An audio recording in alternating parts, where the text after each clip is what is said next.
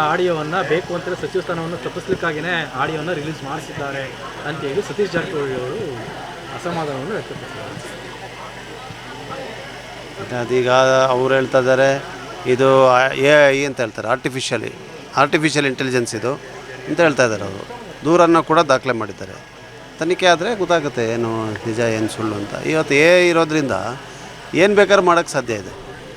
ಯಾರ ಧ್ವನಿ ಕೂಡ ನೀವು ಸೃಷ್ಟಿ ಮಾಡ್ಬೋದು, ಯಾರ ಚಿತ್ರವನ್ನು ಕೂಡ ಸೃಷ್ಟಿ ಮಾಡ್ಬೋದು. ಅಷ್ಟು ಮುಂದುವರೆದು ಬಿಟ್ಟಿದೆ ಆರ್ಟಿಫಿಷಿಯಲ್ ಇಂಟೆಲಿಜೆನ್ಸ್. ಅದರಿಂದ ನಾವು ಇಂಥ ವಿಚಾರಗಳಲ್ಲಿ ಪ್ರತಿಕ್ರಿಯೆ ಮಾಡೋದಕ್ಕಿಂತ ಮೊದಲು ಭಾಳ ಆಲೋಚನೆ ಮಾಡಬೇಕು. ಯಾವ್ದು ಸತ್ಯ, ಯಾವ್ದು ಅಸತ್ಯ, ಯಾವ್ದು ಸುಳ್ಳು, ಯಾವ್ದು ನಿಜ ಅಂತ ಗೊತ್ತಾಗಲ್ಲ ಇವತ್ತು. ಆ ಥರ ಪರಿಸ್ಥಿತಿ ಇದೆ. ಅಂದರೆ ತನಿಖೆ ಆಗಲಿ ಅಂತ. ಅದು ಈಗ ನಿಜಾಂಶ ಏನು ಅಂತ ಹೊರಗಡೆ ಬರಬೇಕಲ್ಲ. ಈಗ ನಾನು ಮಾತಾಡಿಲ್ಲ ಅಂತಾರೆ ಅವರು. ಮಾತಾಡಿಲ್ಲ ಅಂತ ಹೇಳಿದ್ರೆ ಅದ್ರ ಬಗ್ಗೆ ತನಿಖೆ ಆಗಬೇಕು. ಅವ್ರು ಮಾತಾಡಿಲ್ಲದೆ ಸುಮ್ಮನೆ ಅವ್ರಿಗೆ ಶಿಕ್ಷೆ ಕೊಡೋದು ಸರಿಯಲ್ಲ. ಸರ್, ಕೊನೆಯ ಕ್ವಶನ್.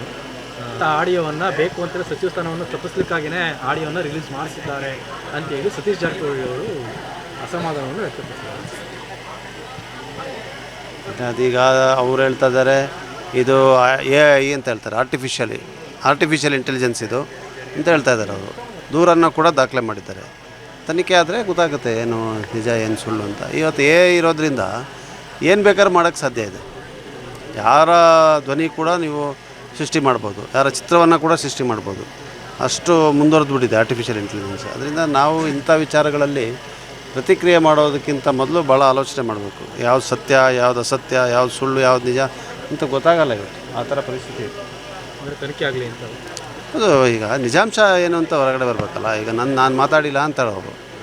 ಮಾತಾಡಿಲ್ಲ ಅಂತ ಹೇಳಿದ್ರೆ ಅದ್ರ ಬಗ್ಗೆ ತನಿಖೆ ಆಗಬೇಕು. ಅವ್ರು ಮಾತಾಡಿಲ್ಲದೆ ಸುಮ್ಮನೆ ಅವ್ರಿಗೆ ಶಿಕ್ಷೆ ಕೊಡೋದು ಸರಿಯಲ್ಲ. ಸರ್, ಕೊನೆಯ ಕ್ವಶನ್. ಆಡಿಯೋವನ್ನು ಬೇಕು ಅಂತೇಳಿ ಸಚಿವ ಸ್ಥಾನವನ್ನು ತಪ್ಪಿಸ್ಲಿಕ್ಕಾಗಿಯೇ ಆಡಿಯೋವನ್ನು ರಿಲೀಸ್ ಮಾಡಿಸಿದ್ದಾರೆ ಅಂತೇಳಿ ಸತೀಶ್ ಜಾರಕಿಹೊಳಿ ಅವರು ಅಸಮಾಧಾನವನ್ನು ವ್ಯಕ್ತಪಡಿಸಿದ್ದಾರೆ.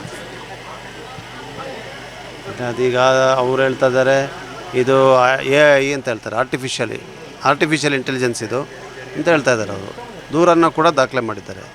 ತನಿಖೆ ಆದರೆ ಗೊತ್ತಾಗುತ್ತೆ ಏನು ನಿಜ ಏನು ಸುಳ್ಳು ಅಂತ. ಇವತ್ತು AI ಇರೋದ್ರಿಂದ ಏನು ಬೇಕಾದ್ರೂ ಮಾಡೋಕ್ಕೆ ಸಾಧ್ಯ ಇದೆ.